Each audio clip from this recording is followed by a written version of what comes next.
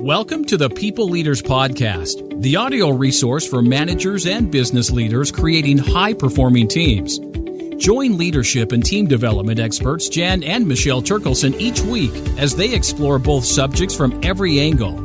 Through practical tips, valuable insights, and compelling interviews with leadership experts around the world, you'll learn how to bring out the best in your staff and how to give your best as a leader. Hello, Jan. Hello. Okay, what are we going to talk about today? I think let's talk about the MBTI as far as the different functions of introversion and extroversion and sensing, intuition, thinking, feeling, judging, perceiving. And let's have a look at what they look like when they're well developed as far as, type skills, and when they're underdeveloped. And I think this is an important thing to look at because it gives people an idea of whether or not they're using that particular function in a way that is being effective. Yeah, and so when we're talking about a well-developed type, we're talking about someone who obviously has the preference for it, but over time has developed a skill and refinement in the use of that. When it's underdeveloped, perhaps they haven't actually developed the skill associated with that preference that they have. And so what we're trying to give people an exposure to is just have a look at themselves and say, wow, is that underdeveloped in me, or is it well developed based on the way that I'm behaving? Yeah, so why do you think that it's important to know this? Well, it's important to know this so that particularly leaders or anybody communicating with other people have a better or deeper understanding of how they come across and the impact that they have on others. Yeah, that's right. And I suppose it's important to know this because if they haven't seen it from their perspective before, they're just broadening their repertoire of, behaviour and understanding how that impacts others. Okay, so let's get into it. So why don't we start with extroversion, Jan? Yeah.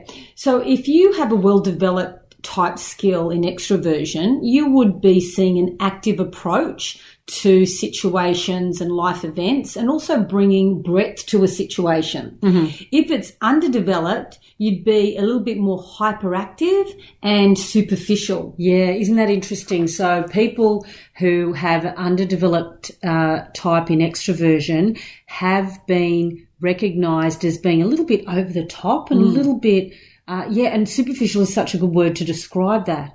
And so the other thing that we might just mention here is it might be an example of stress too. So, it could come across as underdeveloped, but it also could be that stress that's causing that look of being, hyperactive and superficial. So for people who are listening to this podcast, just notice whether or not you have been a little bit hyperactive, superficial, which could look like being really impatient, not just normal impatience of extroversion, but really impatient, wanting to actually have those diversions when you're working on a task. So that these are indicators that perhaps it's either underdeveloped or it's stress. And perhaps what they tend to do is because extroverts like to develop ideas and discuss them with others, maybe they find themselves going down rabbit holes all the time, and it actually pulls them away from focusing on the tasks. They're continually just going down and discussing and, toing and froing ideas instead of getting things done. And this is diminishing your level of effectiveness. All right, let's have a look at introversion at a well-developed type.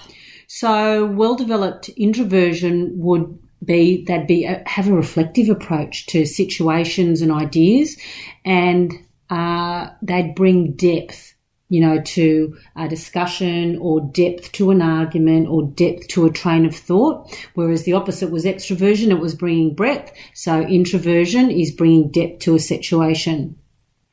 And also, the other thing is if they're underdeveloped, what you would find is that they would seem to be withdrawn and secretive and almost like not letting people in. You'd have that, and almost over serious, a bit dour.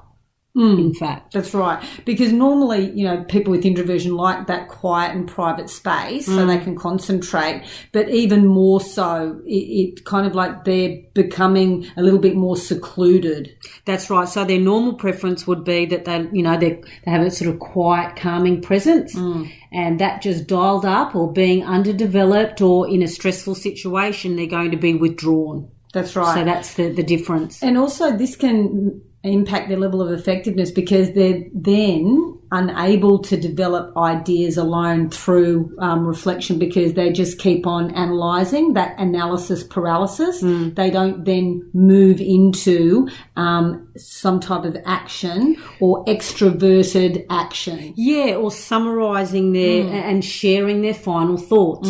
It's like that. There's this continual rumination almost. That's right. So just notice whether or not that's been in your type for the last week or two, because it could indicate something for you. So let's have a look at the next preference. So we've looked at where you get your energy from, extroversion, introversion, and now we're going to have a look at the type of information that you know, like and trust. And this is sensing, who like the concrete, the facts, the Just figures, the facts, please. and the intuits, who like the theory, like to see the connections and that big picture approach.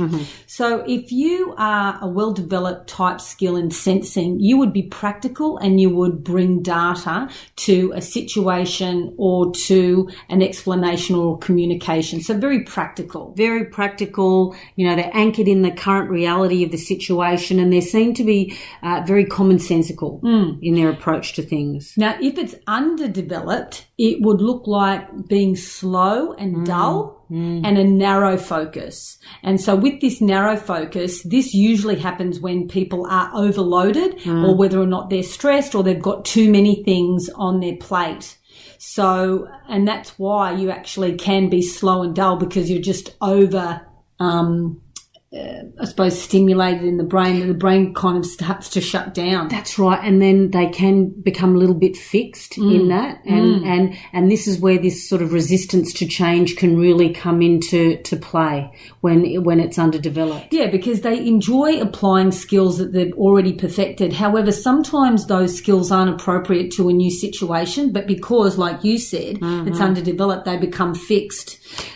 Yeah, and so in situations where we've got a lot of change happening in an organisation, they can feel very untrustworthy about the person initiating the change, because they haven't seen it before and they don't know what potentially it could look like, because their focus is so in the past and very narrow. Yeah.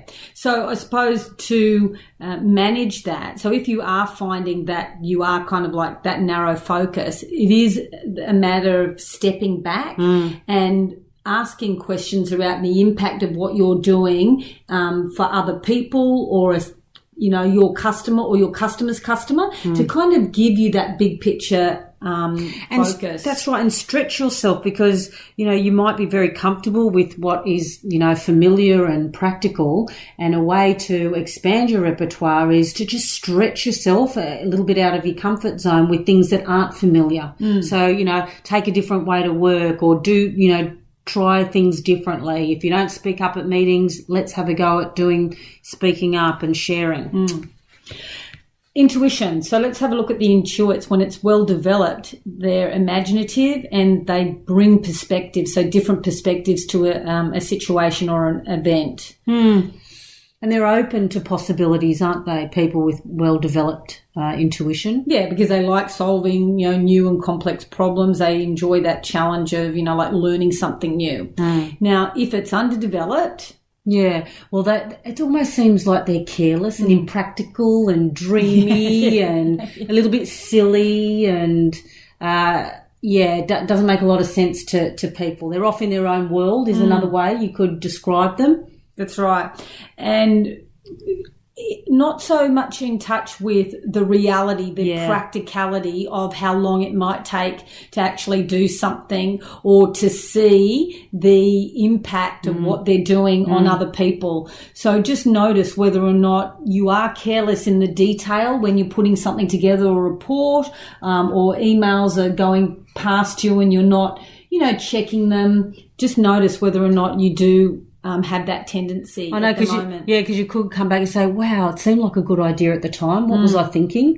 You know, that sort of thing would go through your head if you're underdeveloped in the intuition. Yeah, so this would be just sitting in the detail, just going over a second view, giving it to someone else just to check, and just checking in with yourself. That's right. How practical is it to implement this idea? Could be a question, a checking question that you ask yourself. All right, so let's have a look at the thinking, feeling, and this is based on decision making. So we've had a look at where we get our energy, the information that we know, like, and trust, and based on that information, we make decisions. So, like, we make up to 35,000 decisions a day. You know, we wake up. How long are we going to be in bed for? How much toothpaste are we going to put on the brush, etc.? So it is important to be effective in this area. That's right. So if you're in that thinking preference, when it's well developed, you analyze situations and evaluate situations, and you bring consistency to a situation or event. Yeah, clear thinking processes. And what they're going to do is use like a defined criteria in order. So this is the logical aspect coming through, and it's very, practical. They're analytical, and they critique things really well. Yeah, and if it's underdeveloped, they can come across as being cold, uncaring, and overly competitive. And it's almost any situation is set up to as a combative one. So it's me against you or us against them. That's right, a win-lose, and they look outward to a situation and comparing. There's a little bit of comparison, and that doesn't, in any of my experience, doesn't help anyone. So some of the things that you could do to bring that thinking style is to actually stop thinking. And I talk about stop and drop. So stop this analysis, and that evaluation, and just drop into your body. Notice, what your body is feeling. Yeah, and not everything has to be a debate or a challenge. And that's what they, I suppose one of the tips is just to hold back the challenge. I know, you really want to challenge that idea or that person, or debate them. Just hold back and let them speak. Let it wash over you. So a well-developed type skill in feeling, so that's the other side, is they are very affiliative. They bring harmony to a situation. They're very collaborative. Yeah. So that's well-developed. That's right. And they develop rapport very easily. And they're very supportive and nurturing to people and situations. That's right. And there is this a little bit of avoidance sometimes, with conflict, but not overly avoidant. They can still manage that, When it's underdeveloped, they are easily hurt and overly sentimental. So they will do everything in their power not to have that conversation, not to give someone feedback. Or they'll take things personally. Almost anything will be, a personal affront. If somebody cuts in, in the traffic or in a shopping line, they're going to be offended. That's right. And when you're healthy, you want appreciation, right, through a process. However, if it's underdeveloped, it's like everything you want it to be appreciated because it's all about you. There's not that expanded, perspective. So let's have a look at the last skill type and preference, and this is judging and perceiving, and this is your orientation to the outside world, how you like things to be organised and function. So let's have a look at judging. So the judging types, if they're well developed, are decisive, they bring a plan, they share decisions, and they seem really well organised, and they're very goal focused. So they're the sorts of things that you see in a well developed judging type. And if it's underdeveloped, you're going to find that they're overly opinionated, very controlling, want a plan in place now. They want a decision to be made straight away. And it's almost like they're unforgiving of anything that deviates from their plan. And what that can look like is that perhaps you need to finalise a report, and the report isn't due to Friday, but you want to get it done Thursday so you can just tick it off your list, and you start hammering everyone who needs to input into your report, so you can actually feel relief, because it can sometimes feel quite anxious. You feel quite anxious, and this overriding sense of adrenaline in the body. Yeah. No, which isn't healthy. No. Okay, so let's have a look at perceiving when it's well developed. When it's well developed, the P is they seem inquisitive and they bring options. They're very flexible and adaptable, and it's almost like, you know, they're responding to the situation as it presents itself, and they're really good on their feet and open and adaptable. So, for example, if you were showing that well-developed skill, we were in a workshop the other day, and we were trying to get the video to work, and it just wasn't working, and there was, 40 people in the room, and so all of a sudden it was like, okay, let's move the chairs around, let's do an activity. Someone came up and took care of it's like you can think on your feet instead of going, oh my God, what am I going to do? Yeah, because they're very good at generating and considering like a whole and a wide range of options, which goes to when there is underdeveloped, they can seem very indecisive because there are so many options available to them. It's like, oh, which one do I pick? Because they're clouded in their view,